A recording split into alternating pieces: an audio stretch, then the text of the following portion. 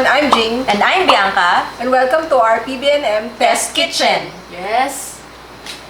Nakakain na eh. Hey.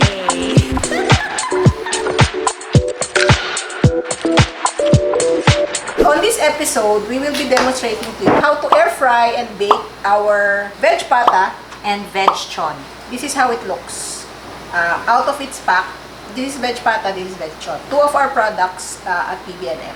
Ingredients for the veg chon: texturized soy, tapioca starch, vegetarian mushroom seasoning, and salt. Ingredients for the veg pata: texturized soy protein, shiitake mushroom, tapioca starch, and vegetarian mushroom seasoning. Okay, so what we're going to do is we're going to cut the veg pata in half. Half will be air fried and half will be baked. And the same goes with the veg chon. We'll see kung ano yung mas masarap, air fry or bake. So, according to our supplier for these products, we're supposed to brush it with salt and pepper to taste. Right? Okay, just a little bit. Kasi medyo may lasa na siya actually.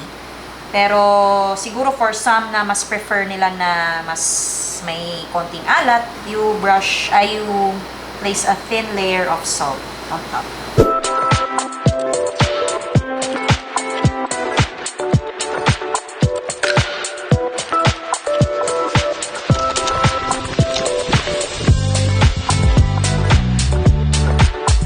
So now that we've brushed some salt and pepper on both meats, we will cut both in half and then later on we'll brush it with oil.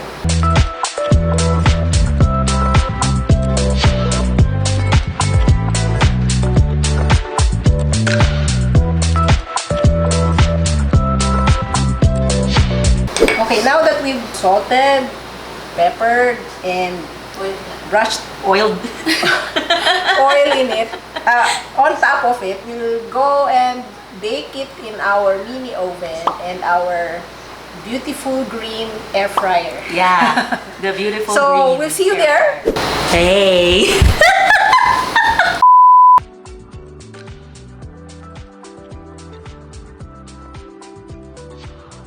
Place meats in the air fryer compartment.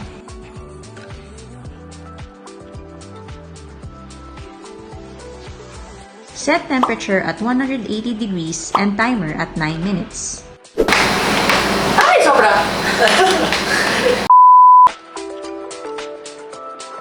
Place meats inside a preheated 400-degree oven and bake for 20 minutes. Flip halfway during baking for even browning. Okay, so check natin, no? Si veg pata, ayan, medyo crispy na siya actually, pero feeling ko yung loob baka hindi pa. Yung veg chon naman, actually mas malambot siya compared sa veg pata. So, dadagdagan na lang namin siguro ng 4 minutes more. Tingnan natin kung magiging crispy siya after that.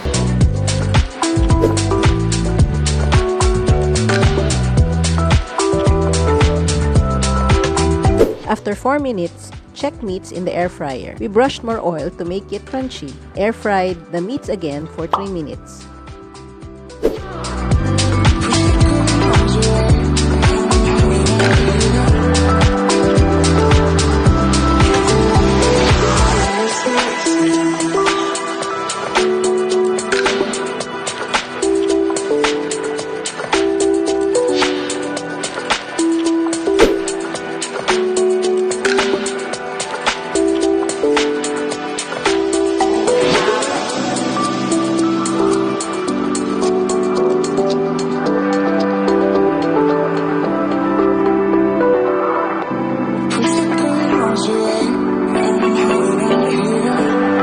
Okay, let's try it.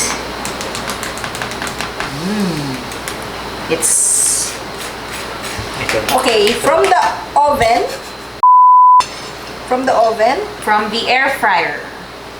we'll see which one will taste better. OMG, first time to try this na. Halata na.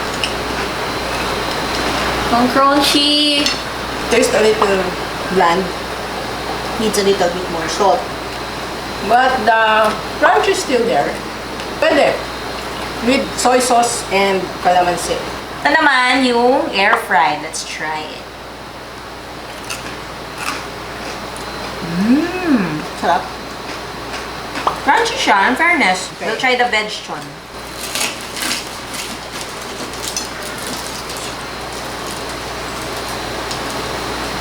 At ganun pag ako, halatang di marunong mag-iwan. Wala. Bakit na? Di, I will Grabe. bite. Laki. Same as the veg pata. The crunch is there. Maybe I've overbaked it a little bit. Actually, ito, gummy siya. So, I think mas kailangan niya ng longer time sa air fryer or more oil siguro kasi malambot pa yung loob niya. Pero yung outer layer is very crispy. Can I switch?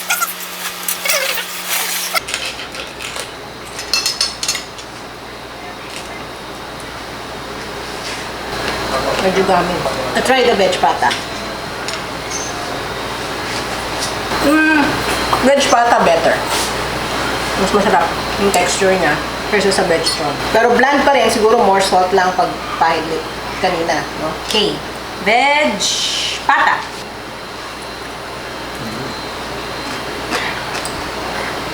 Medyo similar siya sa air fried version. Although, mas gummy siya ng konti compared sa veg pata na air fried version.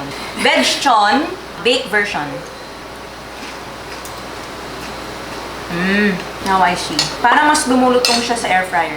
For me, I like the air fried version of the veg pata than the baked. Me too. For the vegchon, we recommend that Deep fry. just deep fry. Because I think the experience of having that pork belly crunch and taste, like ma-experience nyo siya with the deep fried vegchon. Now, for the ultimate experience of the real pata and the real lechon kawali, we strongly suggest that we deep fry na lang. Yeah, deep fry. Better pa rin to deep fry.